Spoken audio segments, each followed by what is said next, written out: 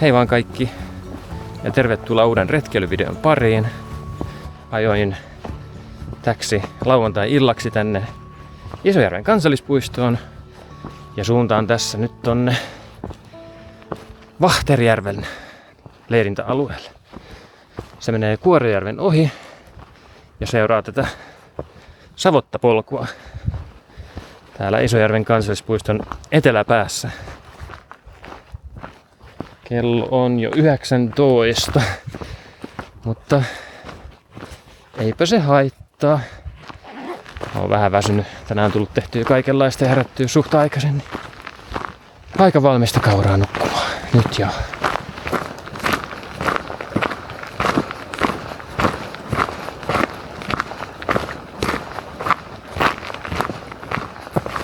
Kävelen tässä nyt kohti Latokuusikkoa ja Hevosjärveä. Ainakin yleensä kun mä oon käynyt täällä, niin tää Hevosjärven vierellä menevä reitti on tulvinut majavien takia. Niin saa nähdä miten käy tällä kertaa. Yleensä se reitti on koukkassut jonnekin tonne kivien päälle. Tässä on tämä risteys, missä on yleensä varoitus, että edessäpäin tulvii. Mutta tällä kertaa siinä ei ole semmoista, niin mäpäs käyn kattoo miltä tää näyttää täältä tää reitti. Jos täältä nyt kerrankin pääsis. On tää aika märkä. Joo. Tässä tää reitti menee, mutta kyllä tää näyttää aika pahalta. Täällä lähtee suosiolla tonne kohti vasempaa.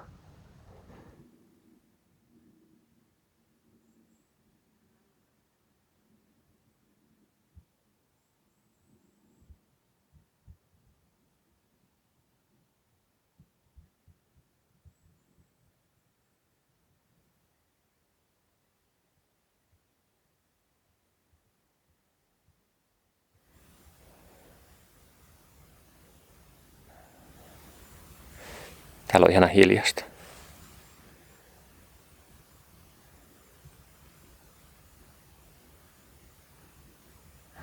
Joo, reitti on aikoinaan mennyt tossa.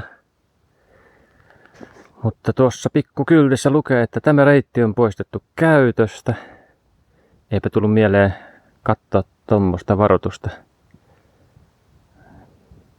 En kyllä lähde ylittämään. Joten matka jatkuu tonne päin Kuorejärvelle. Katsotaan jaksaisiko sieltä asti vetää sitten Vahterjärvelle.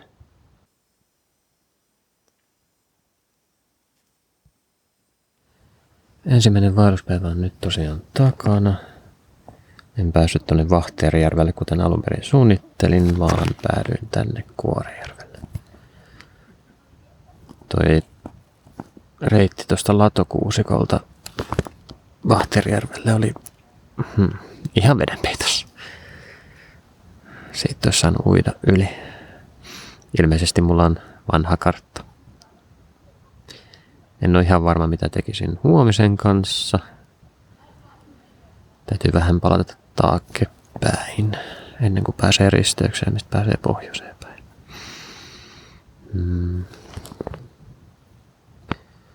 No periaatteessa tämän voisi vetää niin kuin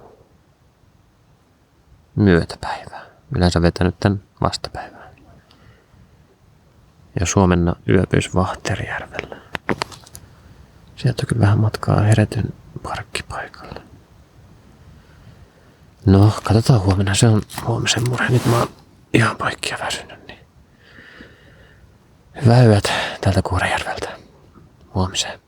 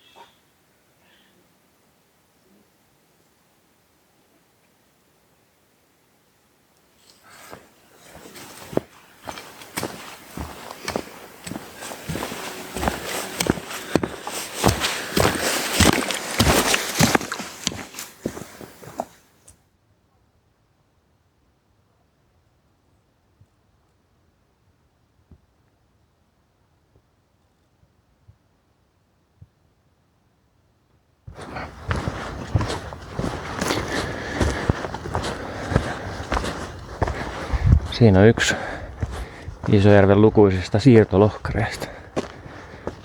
Aikamoisia järkeleitä.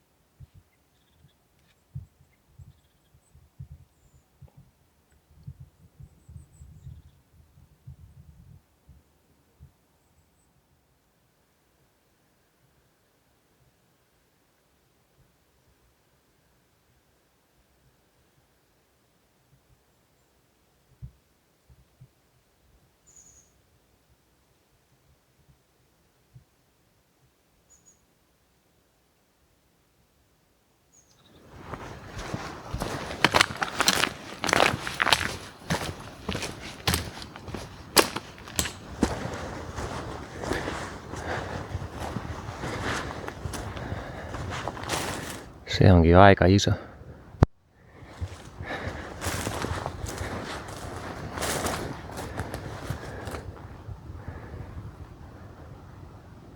Tulin nyt tähän Lortikan vuoren rajoitusalueelle. On siis tossa. Ja reitti nousee tonne. Sitten se tulee takas alas ja sitten onkin jo Lortikan kohdalla. Varsinainen varauskämppä on tuo.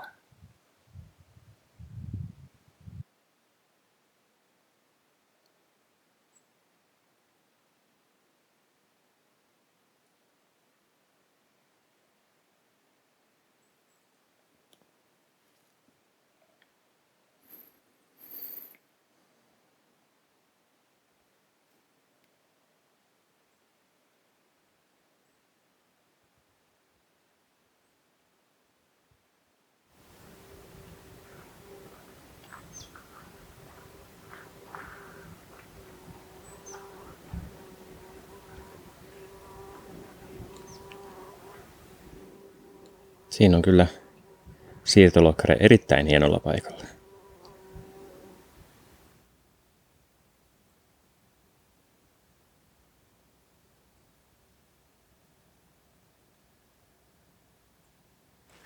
Tuo siirtolokkare on niin sanottu Kukkulan kuningas. Siellä se on Kukkulan päällä. Mutta toisaalta huipulla on myös yksi näistä. Lortikka ihan tuossa vieressä. Sotien jälkeen seudulle rakennettiin useita metsäkämppiä, joista Heretty ja vuonna 1952 rakennettu Lortikka jäivät nykyisen kansallispuiston alueelle. Kämppiä yhdisti lapiotyönä tasoitettu polkupyörätie, joka on nykyisin osa kansallispuiston retkeilyreitistöä. Lortikkaa käyttivät enimmäkseen hakkuumiehet. Emännällä oli oma kamari keittiön takana. Työn johdolla oli huone kämpän päädyssä. Lortikan rakennukset ovat säilyneet lähes alkuperäisinä. Nykyään kämppää vuokrataan retkeilijöille lyhytaikaiseen käyttöön yhdelle ryhmälle kerrallaan. Yöpymään mahtuu 20 henkeä.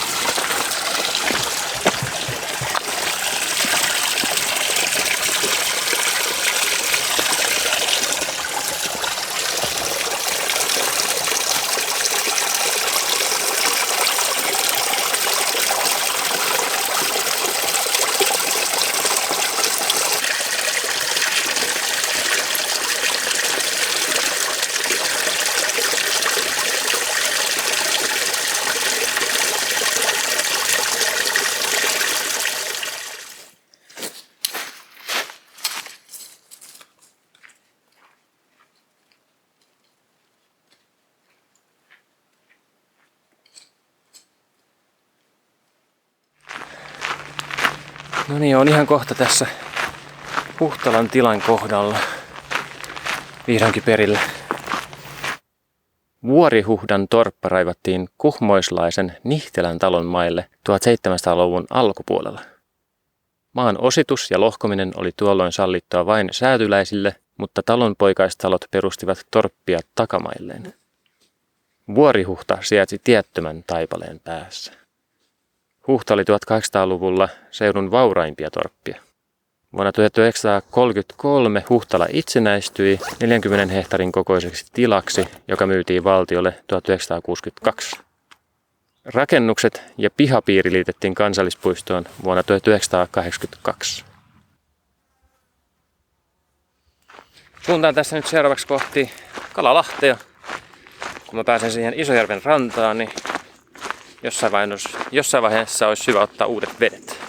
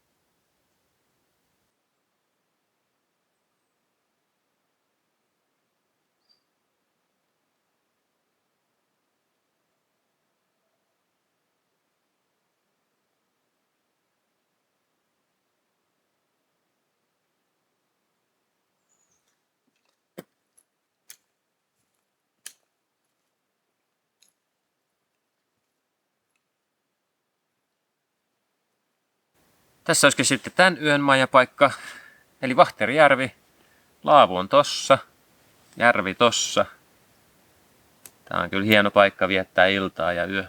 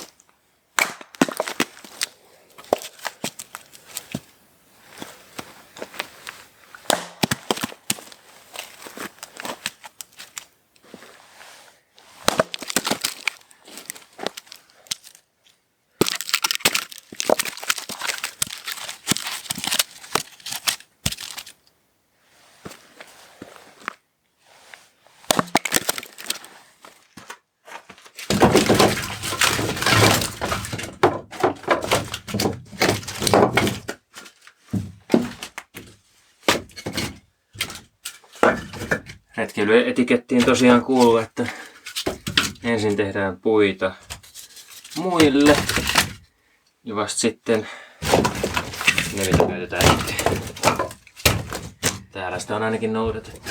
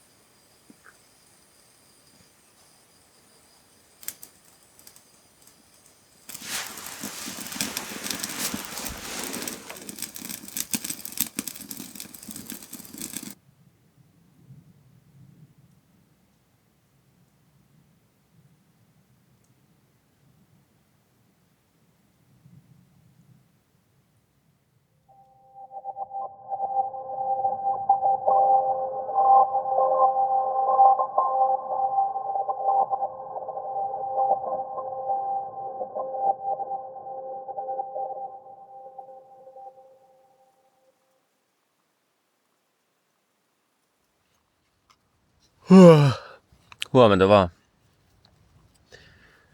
Menin 11 aikaa nukkumaan ja kello on 10:30. Nukuttiin aika hyvin näköjään. Nyt on tosi pilvinen harmaa aamu kyllä. Nyt pitäis kyllä keittää vettä ja syödä aamupaa.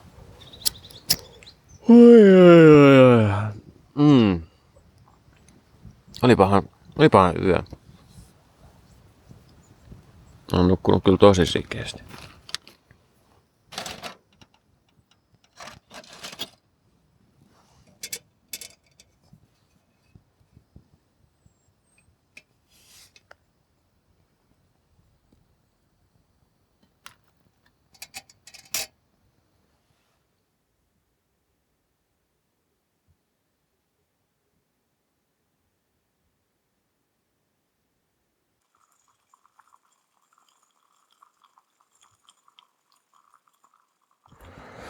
Jes, Ruvi väittää, että nyt olisi 13,2.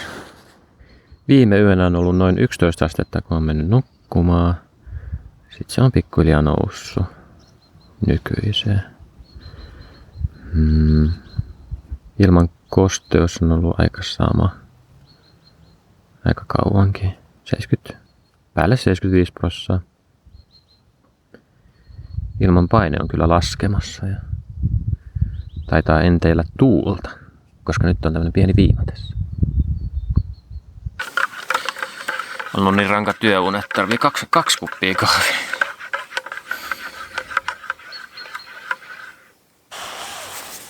Mulla on täällä reissulla mukana tommonen ihan oikea tyyny. Nyt riitti ilmatyynyt ja ultrakevyet tyynyt. Onhan tää aika iso ja vie tilaa rinkassa ja vähän painava, mutta kyllä niinku oikea tyyny on painonsa arvoinen.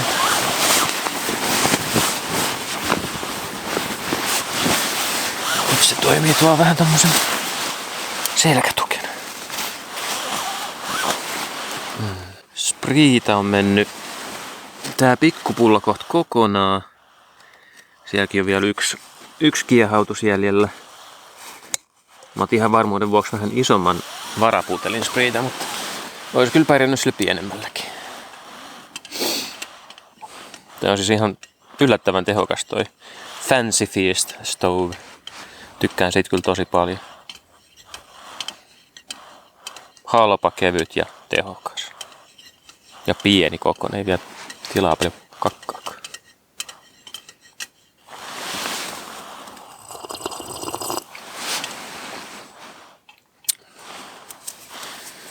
Otin tälle reissulle Magna FG paljaselkäkengät. Nämä on kyllä mun yhdet suosikit. Istuu jalassa niin piru hyvin. Mä oon käyttänyt siis paljaselkäkenkiä jo tosi kauan. Vaellukselle ne on vielä suht uusi juttu. Mut nyt kun on arjessa tottunut, niin ei tää Isojärvenkään vaativa maasto niin oikeastaan tunnu paljon ihmeellisemmältä.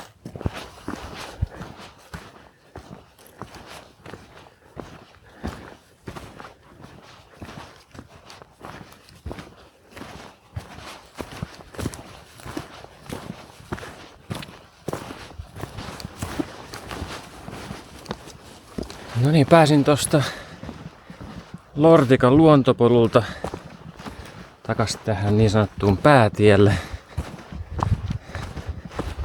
Ja seuraava pysähdyspaikka on Kurkijärvi. Siellä voisi pitää pikaisen lounastauonkin. Matkaa on tosi jonkun verran, mutta reitti on aika suora ja helppo.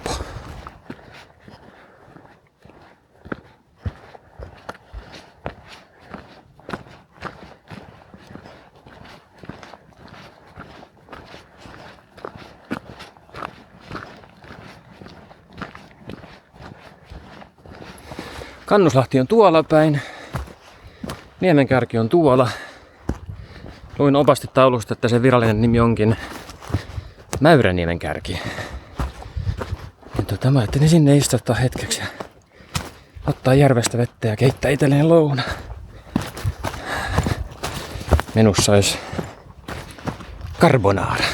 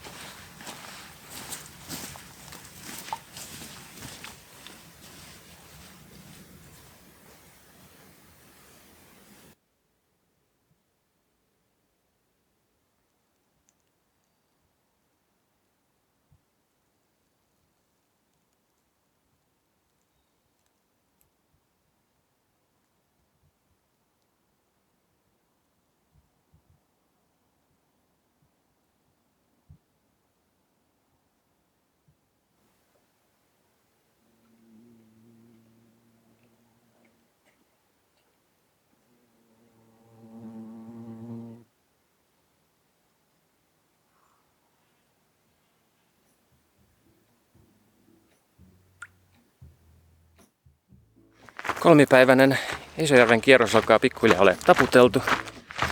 Tässä ei ole enää jäljellä kuin loppusuora Heretyn parkkipaikalle ja sitten ajomatka kotiin. Tulee kyllä tekemään tosi hyvä päästä saunaan tämän jälkeen. Lämpötila on ollut suht viileä, mutta päivällä on kyllä saanut hikoilla. Varsinkin noissa rajuissa nousuissa. Mun puolesta ei tässä. Todella paljon kiitos seurasta. Nähdään taas joskus ja jossain. Moikka!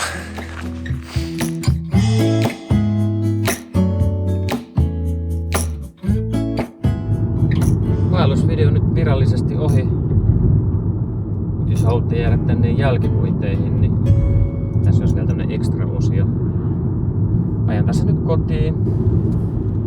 Arvioitu saapumisaika kello 19. Todennäköisesti siellä odottaa sauna sitten. Se on ehkä, sanotaan, tämmöisen suht lämpimän vaelluksen jälkeen sauna tekee kyllä aina terää.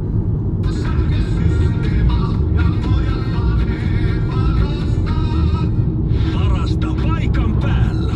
Jypin kotipelit käynnistyvät 16. syyskuuta. Tule paikan päälle kannustamaan Jyp-voittoon.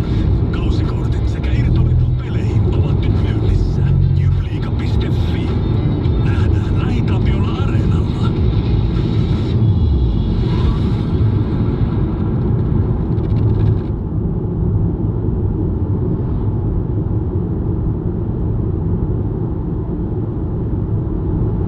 Pajapuoti Knife Shop. Hei moroset.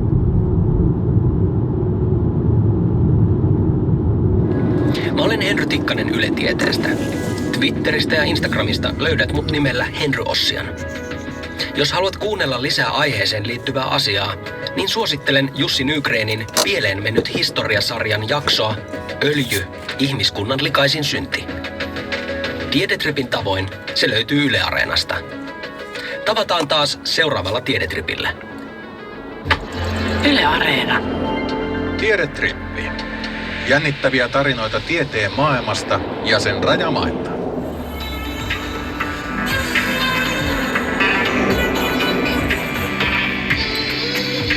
Kuuntele ohjelman kaikki jaksot Yle Areenasta.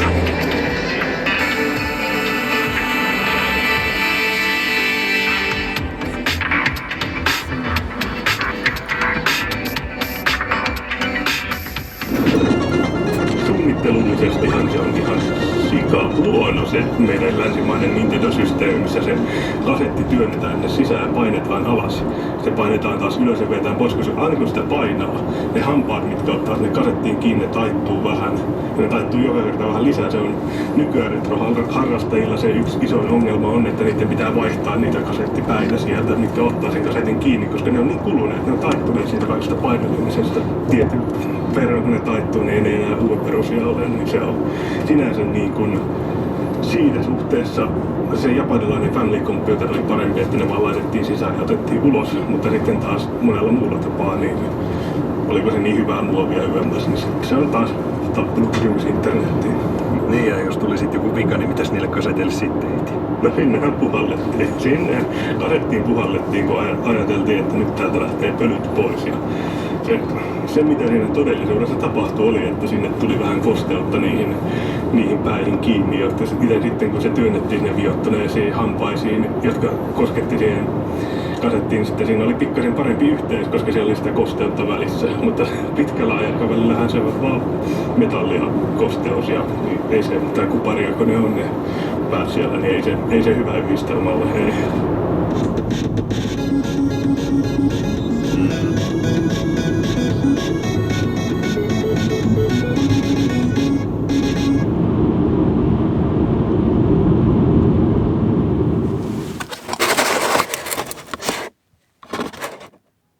Siinä olisi tosiaan pizzat suoraan uunista.